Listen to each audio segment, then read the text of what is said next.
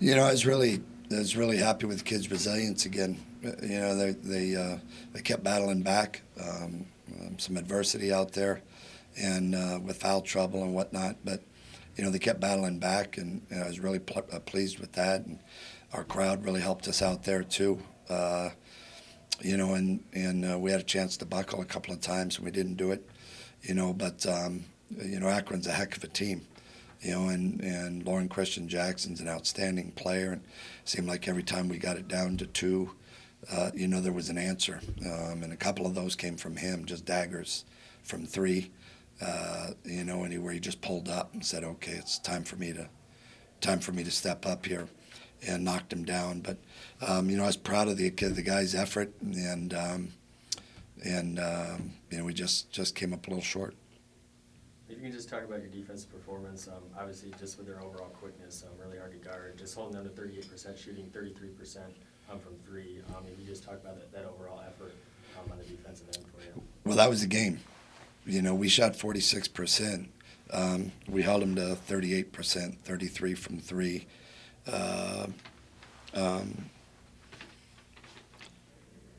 They shot 27 free throws. We shot 4. And they outscored us 19-2 from the free throw line, and so we get outscored by whatever that is. I'm terrible at math, but outscored by 17, I think, at the free throw line, and lose the ball game by 4. So our defensive effort was there, and I thought we did a good job. We made them work real hard against an outstanding team, and we just put them on the free throw line too much. And we didn't get there. We're second in the conference in free throws attempted, and we did not get to the line tonight, and they did, and that ended up being our undoing. What do you think was the difference in them getting to the line so often? Was it them just attacking the basket, being aggressive, and what do you think it was with that disparity? Oh, I'll stay away from that one. We can move on to the next one. And if you can just talk about Michael Flowers' performance, obviously, with other guys in foul trouble, Brandon Johnson, the artist way, he kind of had to take over. Just talk about his effort and what he was able to do to kind of will you guys, to keep in the game there. Yeah, Mike had to be really aggressive, and we asked the artists to be. We needed more aggressive guard play, in general. And I thought that Mike was outstanding, and we ride him pretty heavily, and he's had some really gutsy performances.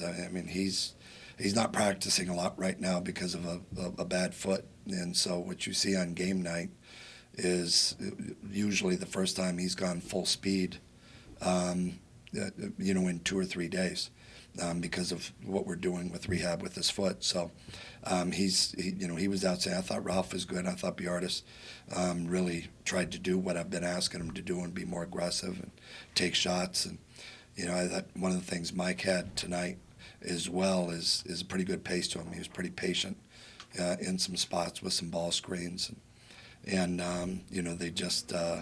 we just came up short. We had some mistakes there too. There's no question about that. We, at the beginning of the second half, we really miscommunicated and really communicated poorly between our two big guys with transition defense, and we gave up a couple of easy buckets. And, against a team like Akron, you just can't do that. You hold them to 38%, but yet we gave up still some easy buckets. And that if you eliminate those, even with the free throw disparity, we still have a chance to win the game.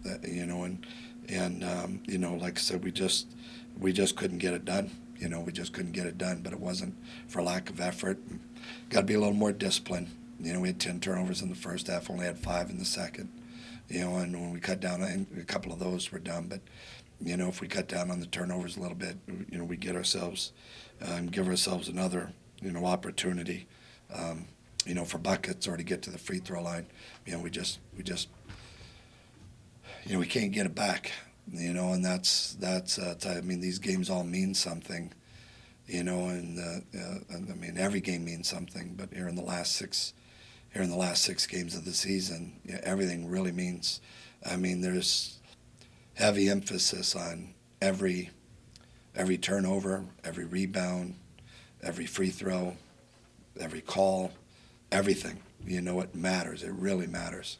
You know, because everybody's really fighting for positions all over the place. You know, at the top of the league, in the middle of the league, at the bottom. Everybody's fighting for positions right now, and so there's a lot, and there's going to be a lot of movement. You know, in the last 5 games, a lot of these teams play each other. Everybody plays each other. So there's going to be a lot of movement still in the last 5 games, and you know, it's painful knowing we had a home game and you know, we had our chances to win it, and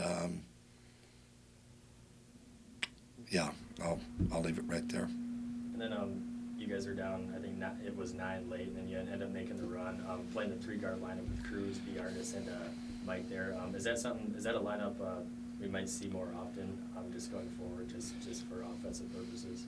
Yeah, it's possible. You know, one of the things that we have to, you know, it's, you know, in Ralphie and in Biarda's case, you're talking about first-year players, you know, and we got to check the temperature, you know, every once in a while. And like, I really liked what I saw out of Biarda's tonight. You know, we guarded well and really fought through screens. His 5th foul was a dumb foul. He reached there, and he's got to stay away. That's the inexperienced part. You know, we've been on him. Like, those are the ones you can't pick up. And that was the one that fouled him out. You know, and I thought that he was a big help for a big difference, obviously the home game, but the big difference between the last time we played them at their place, we didn't have Biardas. You know, and so we didn't have a lot of the quickness out there to try and match Lauren out there, who's just an outstanding player. This time we had him. And then we, you know, with everybody else on the perimeter, you know, Jason Whitens, he provides some rebounding for us and some glue and some defense. You know, Jared Prenny, if he's shooting it, that's what he does. You know, and so you got to, if the shots are dropping, then JP gets out there a little bit more because he needs some offense. You know, if we're getting hurt on the glass, then you know, Jason can give us a little bit of that.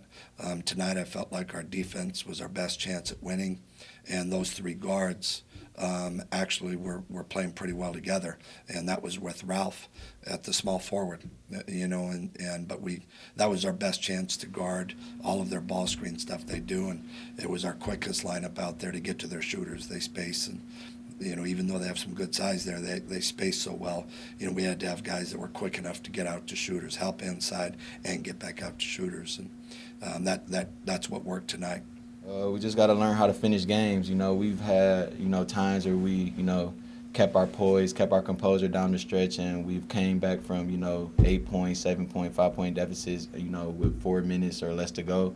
So we just got to be consistent and, you know, not dig ourselves a hole like that every single game. We got to know how to, you know, get out on teams earlier in the games and, you know, try to keep our foot on their neck, have that mentality. You know, I think we don't have that killer instinct and mentality yet, and we're still an inexperienced team. But, you know, right now it's no excuses, and we got to play with what we have, and we got to make it happen.